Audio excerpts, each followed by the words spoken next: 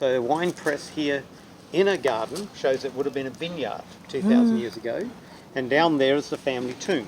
Oh, Okay? the family tomb of Jesus. Yes, well, not Wow. Jesus' tomb, but that's Okay. where Jesus was laid. Okay. So it would have been owned by a wealthy person because Exactly. it wasn't a cave that was repurposed. It was actually cut out of the rock directly. Wow. So they cut it out of the rock directly, which means there's a wealthy person who did it. So imagine someone having a vineyard farm with a expensive tomb and their own wine press right by the walls of Jerusalem, right by one of the major gates.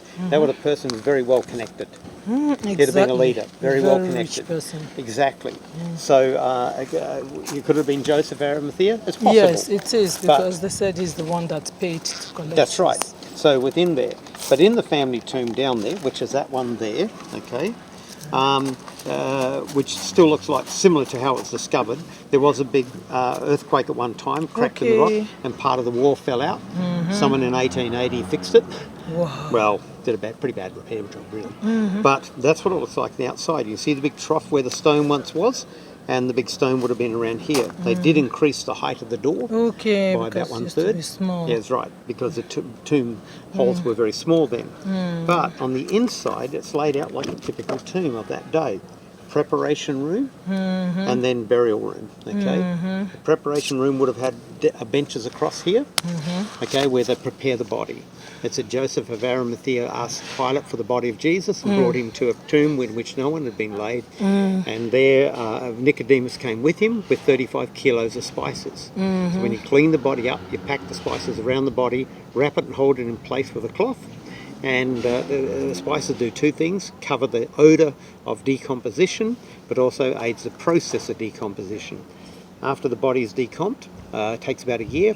Someone from the family, usually the older son, comes in, gathers the bone, puts them together in a box and puts them under the benches that were here. If you look down there, beside the tomb down there, those boxes right beside there, those stone boxes, Okay, I can see those are what they two. call ossuaries. Okay, So the where they bones- put the bones. Yeah, deep enough to take the skull, long enough to take the thigh bone, and all the other bones are packed around there. So it would have looked at one time like this. Preparation bench, the other benches around here, along similar to that. Okay? And you take that box, you lift up the lid, put it underneath, so the tomb's not for one person or even just for one family, but for a couple of generations of that family.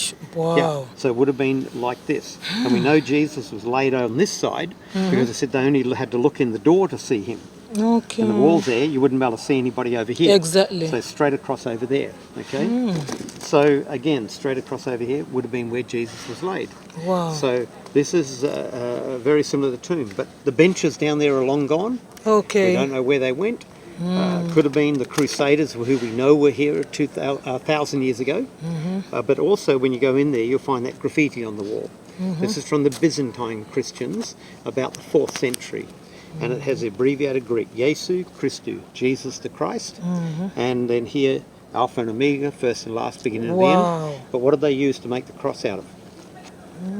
What they used to make the cross with? Bones. And what colour? Red, for blood. Yes. So a very unusual thing what they've done here. So out of bones and blood. The question is, why did they do that? You know? But that's inside the tomb when you see it. And that there is still there to this day. So all that's available for you to see down there. So this becomes a place. And the one thing when you go down there, the benches aren't there, but also remember Jesus is not there. Exactly. Why? Yeah. He has resurrected. Exactly. He is risen. He's He is risen. And that's the whole thing that makes our faith different than every other. All other religions have some human trying to become God. Yeah, exactly. Here we have as God who became us. Exactly. Okay? Exactly. So within there. Okay, now that bell's properly for me. Okay. Yep. So okay. if you could Thank you so go down much. there, Yeah, and you we'll have a make look around some. there. Okay? Thank you so No much. We worries. really appreciate it.